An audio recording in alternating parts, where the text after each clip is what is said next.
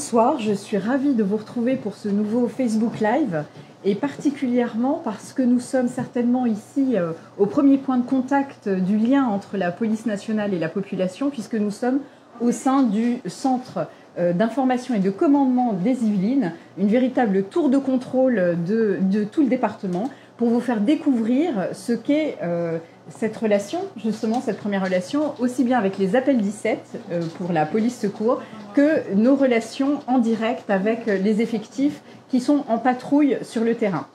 Alors, pourquoi appel 17 petite anecdote historique qui vous intéressera sans doute, c'est que les appels 17 sont appelés ainsi parce que en 1930, le premier commissariat à être connecté par téléphone était le 17 quai des Orfèvres. Et donc, nous avons repris cette numérotation qui, par la suite, avec les téléphones à cadran, ont été assez pratiques à reprendre puisque le 1 était le premier numéro qui permettait de composer les numéros d'urgence. Et puis ensuite, le 7 a été attribué traditionnellement à la police nationale et comme vous le savez, le 18 pour les pompiers, le 15 pour le SAMU, etc.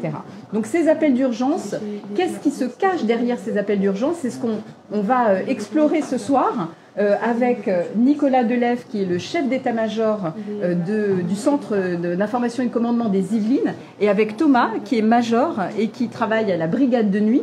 Alors pourquoi de nuit? Parce qu'il est 19h et que c'est à cette période-là que commence justement cette vacation de nuit, mais on y reviendra. Donc pour vous donner un exemple, une illustration en fait de tout ce que ça peut représenter au niveau national, les appels 17 au niveau national, c'est 8 millions, plus de 8 millions d'appels par an, ce qui est vraiment très très conséquent et qui génère plus d'1 200 000 interventions par an. Ce qui est énorme, c'est environ 15% des appels qui se transforment en opération de police, en intervention, avec un délai justement d'intervention d'environ 8 minutes et 50 secondes, très précisément. Nous avons calculé des moyennes très précises d'intervention de la police secours à votre domicile lorsque vous en avez besoin. Et puis, qu'est-ce que c'est un centre d'information et de commandement? C'est à la fois des appels 17, comme je vous l'ai dit, et à la fois des tables, c'est-à-dire des opérateurs que vous voyez derrière moi et qui sont en contact direct avec les effectifs sur le terrain, avec les patrouilles qui s'annoncent lors de leur prise de vacation, de jour comme de nuit, H24, 7 jours sur 7, pour être à votre contact et vous porter secours le cas échéant. C'est vraiment le premier contact, comme je vous l'ai dit, de secours et d'appel à la police et de contact avec la population que nous gérons ici. Alors c'est un métier qui est difficile, c'est un métier comme le métier de la police nationale d'une manière générale, mais c'est un métier qui a des spécificités, on va en parler avec vous Thomas. Mais auparavant, Nicolas, est-ce que tu pourrais nous expliquer un petit peu à l'aune un peu des chiffres globaux que j'ai donnés à l'instant, ce que représente ce centre d'information et de commandement des Yvelines par rapport à ce que j'ai annoncé? Combien d'opérateurs, combien d'appels, une petite volumétrie pour nous éclairer un petit peu de savoir où on est? Bien sûr, Sonia, avec grand plaisir. Un petit mot d'abord avant sur notre département, tout particulièrement le département des Yvelines. C'est important de situer un peu le cadre dans lequel ce centre d'information et de commandement agit. C'est un département important de la grande couronne parisienne, 1 500 000 habitants, dont les 4/5e en zone police. Donc nous avons 1 200 000 habitants dans notre zone de compétences. C'est un département qui est relativement grand à l'échelle de la région parisienne, 80 km du nord au sud et de l'est à l'ouest. Donc ce qui évite pas mal de déplacements et d'où l'intelligence des opérateurs qui doivent être en capacité d'envoyer les effectifs les mieux adaptés sur le plan opérationnel et sur le plan géographique également, bien sûr. Les Yvelines sont aussi des points d'intérêt particuliers, au premier rang desquels, bien sûr, le château de Versailles qui attire chaque journée entre 10 et 20 000 visiteurs, et dans lequel se déroulent beaucoup de grands événements qui méritent la mise en place de services d'ordre très, très particuliers. On en revient donc à ce centre d'information et de commandement qui comprend une soixantaine de policiers qui sont là en effet H24. 365 jours par an, c'est évidemment un service permanent.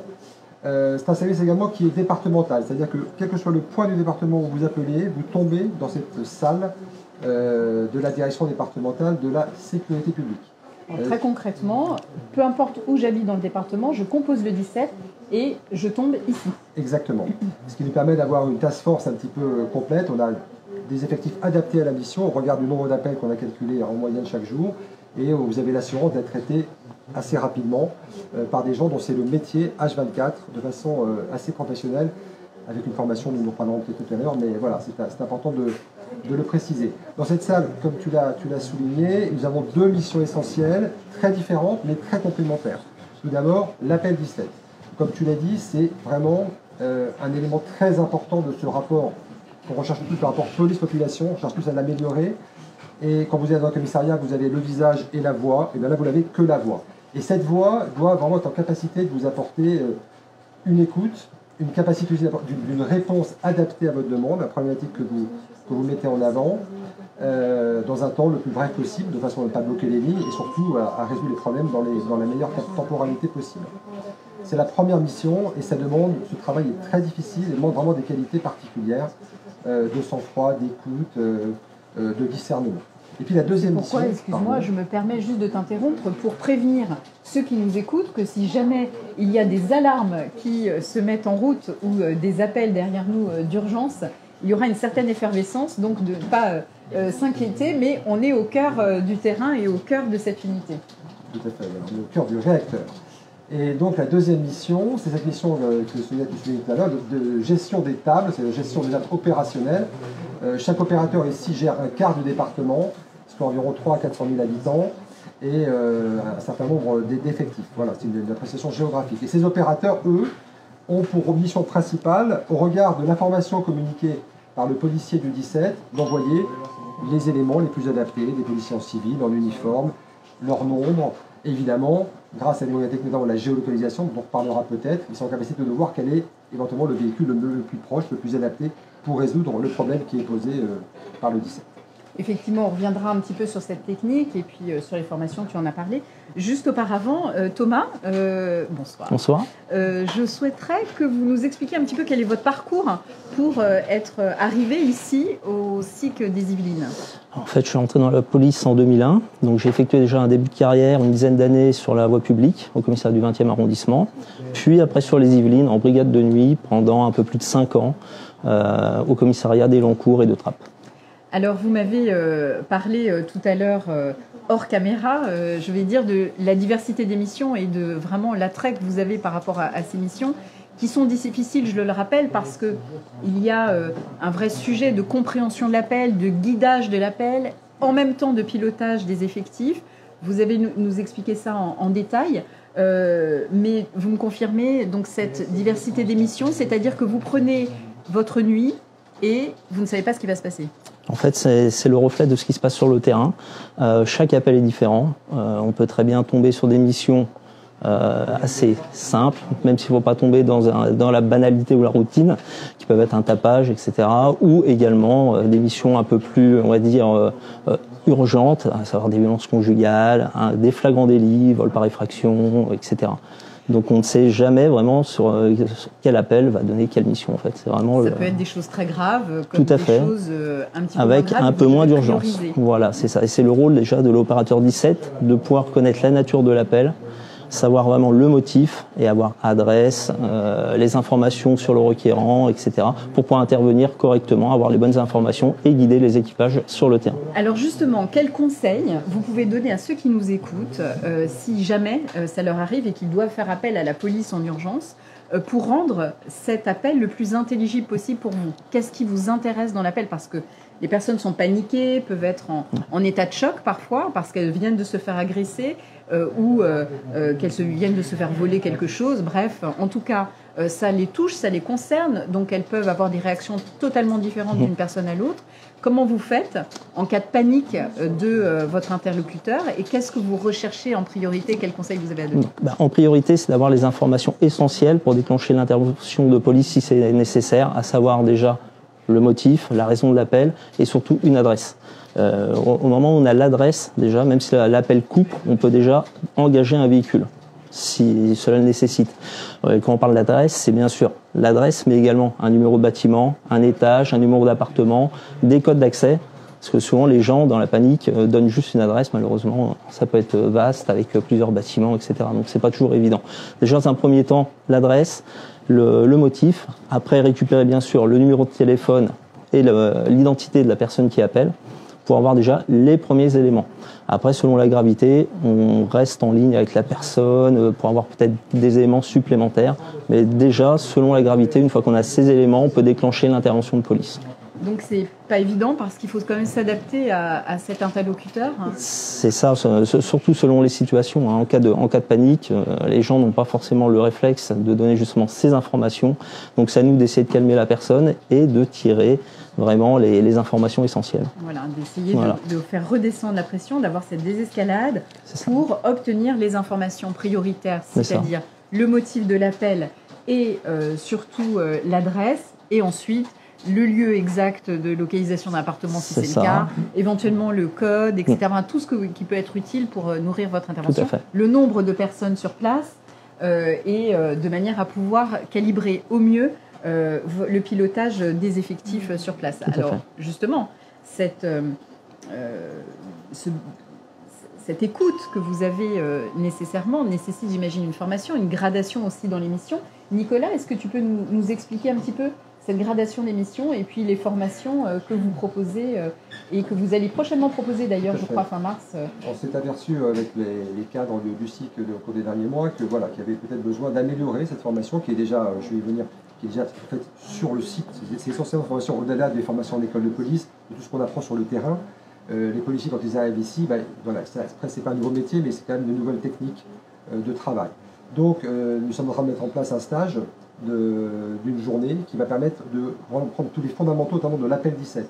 Voilà, ce qu'il faut éviter, tout ce qui est très important de psychologie, de prise en compte d'une victime dès le début. Voilà, c'est vraiment quelque chose de très très important. Au-delà de cela, nous avons bien sûr des fiches réflexes adaptées à toutes les situations et les collègues qui gèrent ces tables les ont à disposition. Et de toute façon, chaque nouvel arrivant, pendant au moins 3 mois, a un tuteur qui le suit et qui travaille avec lui au fil des journées. Donc c'est vraiment une formation sur le terrain au fil du temps qui pour l'instant est très efficace. Au bout de 3 mois, généralement, tous les effectifs sont capables de se gérer dans l'autonomie, sachant que la hiérarchie de toute façon est toujours là. Nous avons des superviseurs qui sont face à nous, qui ne sont pas face caméra, discrets mais efficaces, et qui sont en capacité toujours de donner le bon conseil. Ils sont à l'écoute à la fois entre les gens qui gèrent le 17 et ceux qui gèrent les tables opérationnelles.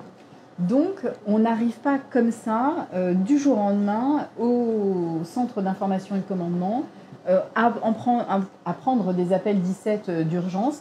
Il y a quand même cette formation, il y a cette écoute, ce besoin d'écoute aussi, et puis qui est lié aussi à l'expérience que vous avez acquis, notamment sur la voie publique. C'est ça, ça peut apporter effectivement une méthodologie en fait. On sait quelle information est essentielle à avoir pour les collègues de terrain, ce qui permet de répercuter plus vite effectivement au véhicule, et aussi on peut se rendre compte plus facilement de la gravité de l'intervention ou pas. Pour avoir vécu par exemple pendant plusieurs années en véhicule police secours, on a fait énormément d'interventions, ce qui apporte une expérience qu'on peut retranscrire effectivement sur des appels 17.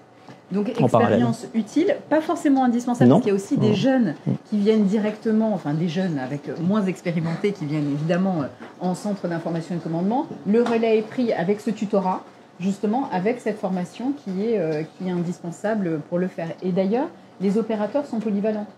Absolument. En fait, il y a une évolution au sein de ce service. Généralement, on commence par le 17, c'est un peu passage obligé, mais c'est un point vraiment d'apprentissage très important. Et au fil de cette professionnalisation et de cette maîtrise des techniques, on peut évoluer vers une table d'opérateur. Et puis, si on reste un certain temps, on peut devenir superviseur. Donc, on peut faire presque une carrière dans ce type. Certains collègues ici présents sont là depuis très longtemps et ont fait leur carrière ici, en tout cas une grande partie de leur carrière. Et c'est une chance, parce qu'on a besoin de jeunes qui apportent leur dynamisme et leur envie. Et puis, on a besoin de gens d'expérience qui ont vécu des événements, qui sont capables de tempérer les choses lorsque parfois ça part un peu dans tous les sens. Cette salle, par exemple, ça peut être très calme. Ce soir, elle est relativement calme, et je m'en réjouis d'ailleurs. Peut-être que c'est moins drôle pour ceux qui nous regardent.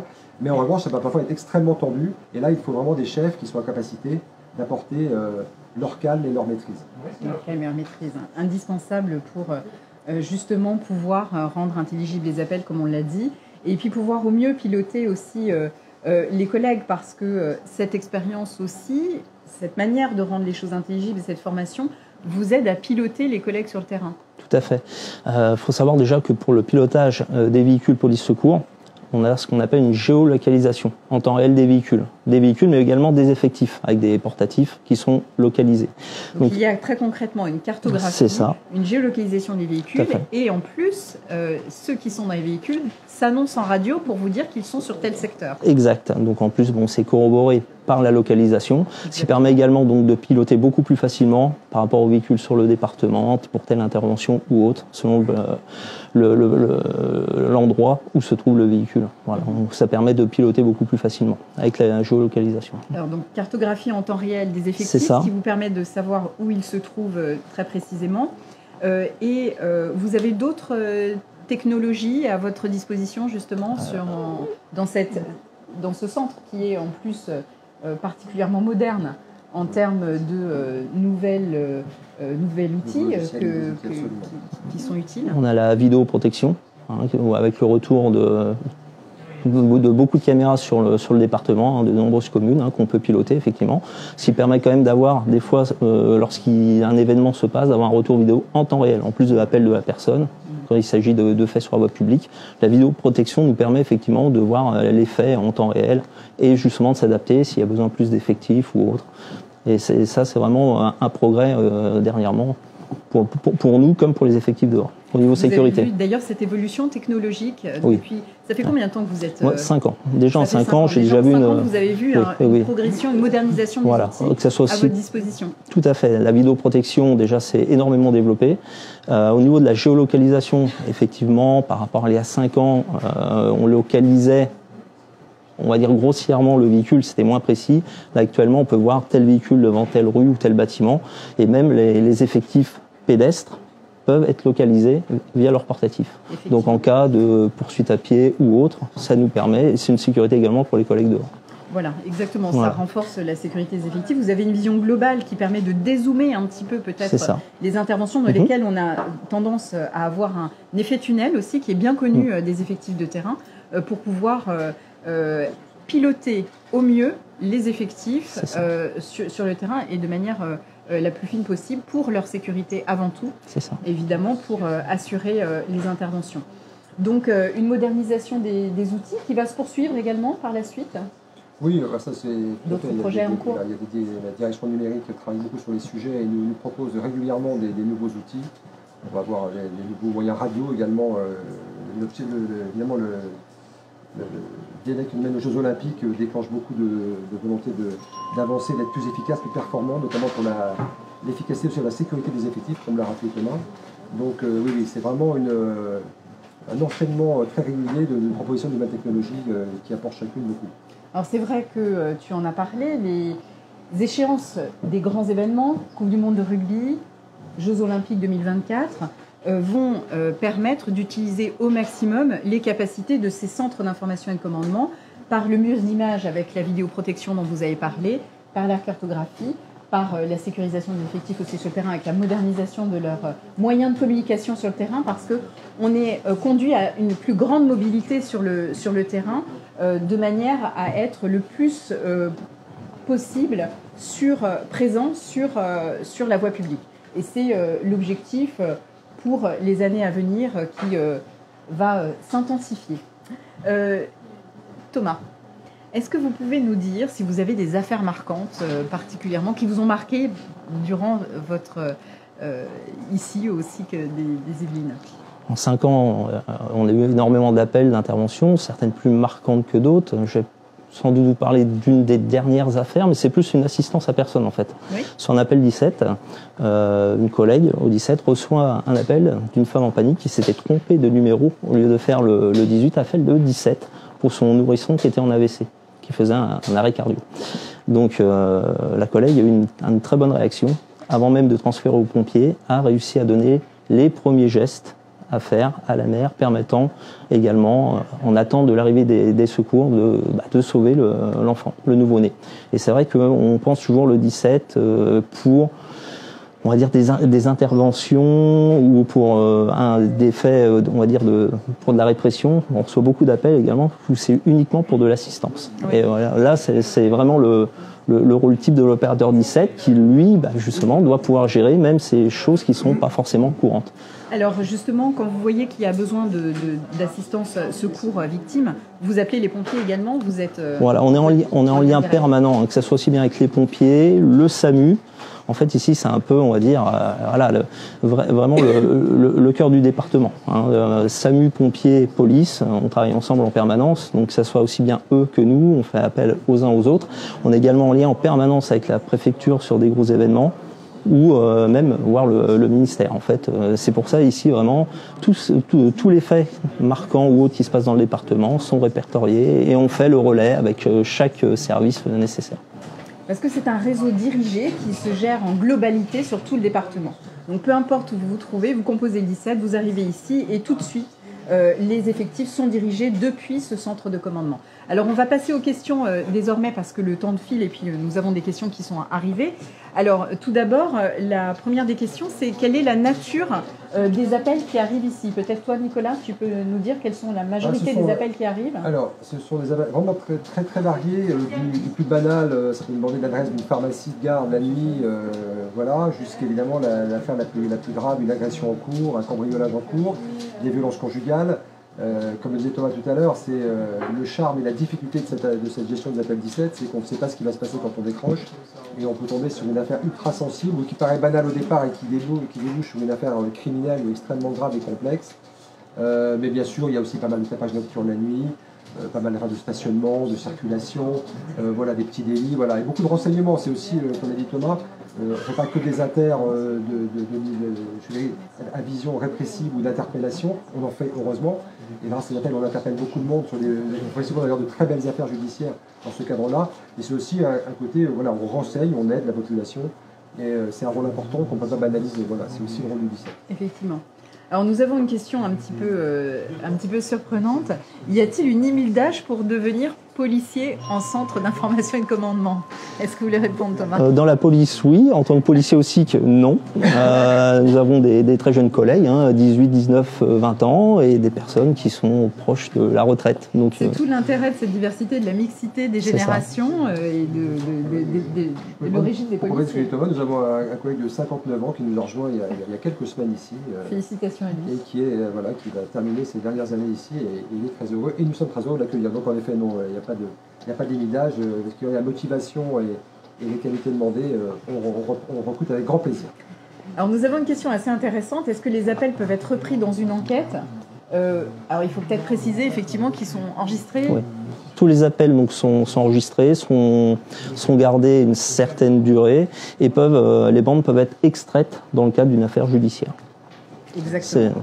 Être exploité. Pour les besoins de l'enquête. Pour les besoins de l'enquête. S'il y a eu un incident, quelque chose vraiment de très spécifique, de particulier, l'extraordinaire qui arrive parfois dans une vacation qui est votre quotidien. Alors on a une autre question. Peut-on travailler au centre d'information et de commandement en tant que réserviste? Oui, bien sûr. On a des réservistes d'ailleurs qui viennent nous renforcer régulièrement. D'ailleurs on en a ce soir qui sont là. Et bien sûr, et qui souhaitent poursuivre. Alors, il y a deux sortes de réservistes. Il y a les réservistes qui ont servi policiers et qui, une fois partis à la retraite, nous rejoignent. C'est ce cas que j'ai. En revanche, les nouveaux réservistes, pour l'instant, nous n'en avons pas aussi. Mais ça peut être une solution, pourquoi pas. C'est qu'on peut être réserviste. Il n'y a pas de limite, mais effectivement, avoir cette carrière derrière soi peut être utile pour quelqu'un motivé avec la formation qu'on propose peut tout à fait venir nous renforcer dans le cadre de cette réserve opérationnelle. Alors nous avons une question sur les refus d'obtempérer. Alors oui, effectivement, c'est tout à fait d'actualité parce qu'on nous demande si vous donnez des instructions d'arrêter les prises en charge ou pas. Alors, c'est un sujet qui est très complexe. Non, évidemment, nous avons beaucoup de refus d'obtempérer. Ce qui est important de dire, c'est pour des raisons parfois, pour des motifs très graves ou des refus pas bénins. Alors, bénins, c'est toujours grave. Les gens qui n'ont pas leur assurance à jour ou pas forcément les points qui vont bien sur leur permis, etc. C'est déjà très grave. Mais ils sont capables de prendre des risques inconsidérés pour échapper à un contrôle de police. Puis, bien sûr, nous avons des vrais voyous qui commettent des actes très graves et qui, eux aussi, tentent de prendre la fuite. Je dirais que nous, on prend en charge bien évidemment ces individus qui prennent la fuite. Au-delà de cela, ce qui est important de préciser, c'est que si on sent que ce qu'on appelle une chasse ou la poursuite devient trop dangereuse, que les risques l'emportent sur les risques, par exemple, d'écraser des enfants ou des passants dans des zones très urbanisées, l'emportent sur l'intérêt d'interpeller le ou les voyous en question, eh bien, le SIC, dont c'est la charge, qui a autorité sur les effectifs de terrain, passe la demande sur les ondes, arrêtez de la poursuite, et les effectifs doivent immédiatement arrêter. Voilà, donc c'est le discernement. C'est le discernement qui est un maître mot dans la police nationale, et dans ce cas, plus que jamais, assez compliqué, des poursuites, absolument. Bien sûr. Et puis, une dernière question, parce que le temps file, on me le rappelle. J'ai déjà appelé le 17 et j'ai eu un temps d'attente. Pourquoi ? Alors Thomas, j'imagine que vous allez pouvoir répondre à cette question.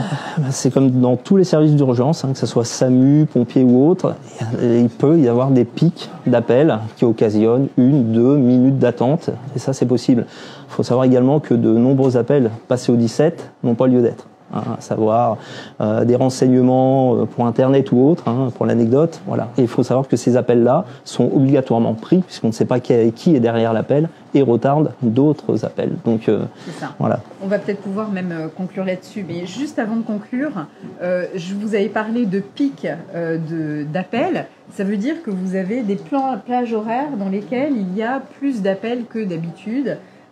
Quelles sont-elles, ces plages horaires, justement ? En fait, c'est quand même variable. On sait que, par exemple, le vendredi ou le samedi soir, à partir d'une certaine heure, on va avoir énormément d'appels pour des tapages. Donc, forcément, ça occasionne plus d'attentes.